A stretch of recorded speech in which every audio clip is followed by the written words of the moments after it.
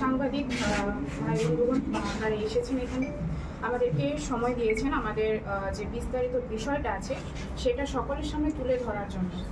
তো তার জন্য অসংখ্য ধন্যবাদ আপনাদেরকে।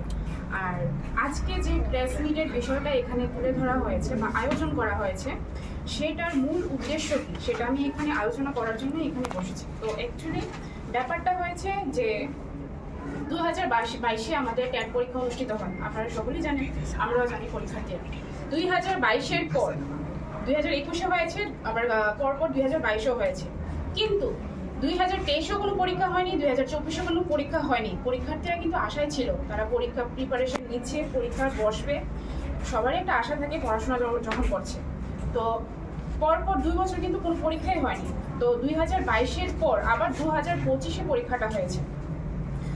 তো এখানে ত্রিপুরা রাজ্যের যে বিএড ডিএলএড ছাত্রছাত্রীরা রয়েছে, যারা এই কোর্সগুলো করেছে, তারা পরীক্ষায় বসেছে। 2000 পরীক্ষায় তারা খুবই খুশি। পরীক্ষা হচ্ছে, টিআরবিটির তরফ থেকে ট্যাট পরীক্ষা আবার অনুষ্ঠিত হচ্ছে এত দীর্ঘ অপেক্ষার পর। তো পরীক্ষা দিয়েছে সকল পরীক্ষার্থীরা। আমিও একজন পরীক্ষার্থী, ট্যাট 2 আর্টসের স্টুডেন্ট। এখানে ট্যাট 2 আর্টসের তরফ থেকেই আজকে এই আয়োজনটা। তো আমিও পরীক্ষা দিয়েছি।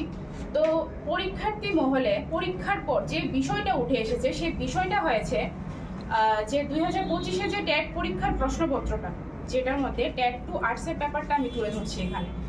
তো কি হয়েছে, সেখানে পরপর সারিবদ্ধভাবে কিছু টপিক পার্ট থাকে, যেমন সিডিপি পার্টটা রয়েছে, ইংলিশ পার্টটা রয়েছে, বেঙ্গলি পার্ট রয়েছে, দেন আমাদের এসএসটি পার্টটা রয়েছে, যেটার মধ্যে বিভিন্ন যে পার্টগুলো থাকে, যেমন হিস্ট্রি থাকে, জিওগ্রাফি থাকে, পলিটিক্যাল লাইফ থাকে এবং এসএসটি প্যাডাগোগি একটা পার্ট থাকে।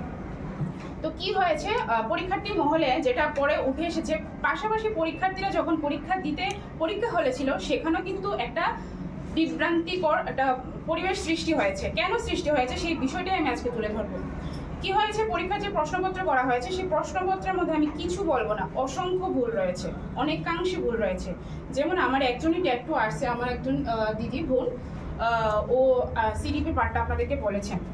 তো মানে বেঙ্গলি পার্টটা, ইংলিশ পার্টটা, এসএসটি পার্টটা, এই পার্টগুলোর মধ্যে অসংখ্য কিছু ভুল রয়েছে কোশ্চেনের মধ্যে। আমি এই ভুলগুলো আপনাদের সামনে তুলে ধরবো। আপনারা কি হয়েছে যে ভুলগুলির মধ্যে প্রথমত যে ভুলটা ছিল সেটা হচ্ছে আউট অফ সিলেবাস।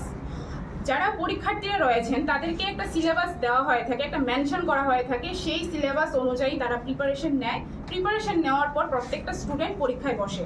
তো এখানে যে সিলেবাসটা দেওয়া হয়ে থাকে, এখানে সারিবদ্ধভাবে বিভিন্ন পার্টগুলো থাকে, যেমন আমি এখনই বললাম সিডিপি, ইংলিশ, বেঙ্গলি, এসএসটি। যারা আর্টসে আছে, যারা সায়েন্স আছেন, সায়েন্সের পার্টটা। তো এই পার্টগুলোর মধ্যে অসংখ্য টপিকস থাকে। তো আমার কথা হচ্ছে যে আউট অফ সিলেবাস যে কোশ্চেনগুলো করা হয়েছে, এখানে মহাসমুদ্র সমান একটা সিলেবাস, এই সিলেবাসের বাইরে কেন কোশ্চেন রাখা হচ্ছে? এই সিলেবাস থেকে যদি কোশ্চেন করা হয়, এখানে প্রশ্নপত্রের মধ্যে 150 কোশ্চেন আছে, 150 নাম্বারের কোশ্চেন করা হয়ে থাকে।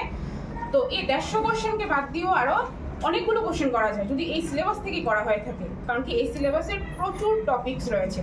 যে কোশ্চেনগুলো করা হয়েছে, যে আউট অফ সিলেবাসটা আমি প্রথম মেনশন করছি, যেটা সিলেবাস বহির্ভূত, সেই যে টপিক থেকে কোশ্চেনগুলো এসেছে সেই টপিকগুলো আমাদের সিলেবাসের মধ্যে কোনোভাবেই মেনশন নেই, কোনোভাবেই নেই।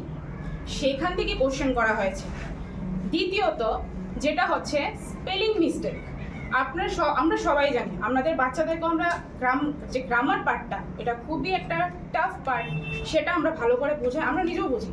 যে গ্রামাটিক্যাল পার্টটা আছে সেই পার্টটার মধ্যে ভুল করা হয়েছে, আর সেই ভুলটাও হয়েছে বেঙ্গলি পার্টটার মধ্যে। আপনারা সবাই নমস্কার, আমি doctor Sukanya, Nova IVF Guwahati doctor.